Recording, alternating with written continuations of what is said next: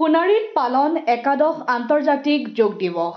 আজি একাদশ আন্তৰ্জাতিক যোগ দিৱস। কেবিনেট মন্ত্ৰী আৰু বিধায়ক তথা বিভিন্ন প্ৰশাসনিক বিষয়াৰ উপস্থিতিত চৰাইদেউ সোণাৰীত অনুষ্ঠিত হ'ল আন্তৰ্জাতিক যোগ দিৱস। দেশৰ অন্যান্য ঠাইৰ লগতে আজি সোণাৰীতো চৰাইদেউ জিলা প্ৰশাসনৰ উদ্যোগত আৰু ৰাষ্ট্ৰীয় আয়ুষ মিছনৰ সহযোগত সোণাৰীত আন্তৰ্জাতিক যোগ দিৱস পালন কৰা হয়।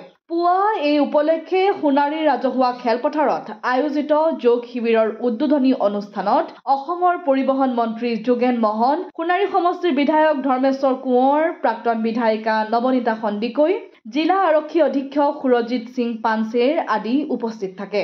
উদ্বোধনী অনুষ্ঠানৰ অন্তত আয়োজিত যোগ শিবিৰত ভালে সংখ্যক ৰাইজ, স্কুলীয়া ছাত্ৰ-ছাত্ৰী উপস্থিত থাকে। আন্তঃৰাষ্ট্ৰীয় যোগ দিৱস আজি 11 বছৰত ভৰি দিছে।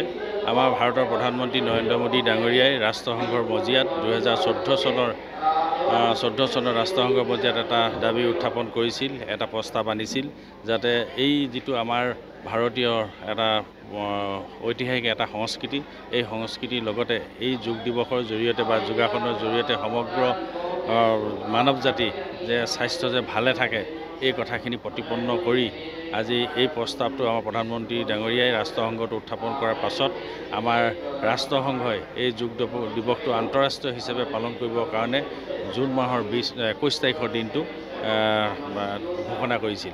আৰু সেয়েহে 2015 চনৰ 21 জুনৰ পাছৰ পৰাই আমি আজি 11টা বছৰ অতিক্ৰম কৰিলে সমগ্ৰ বিশ্বই আজি এই যোগাসন বা যোগ দিৱস পালন কৰি আহিছোঁ।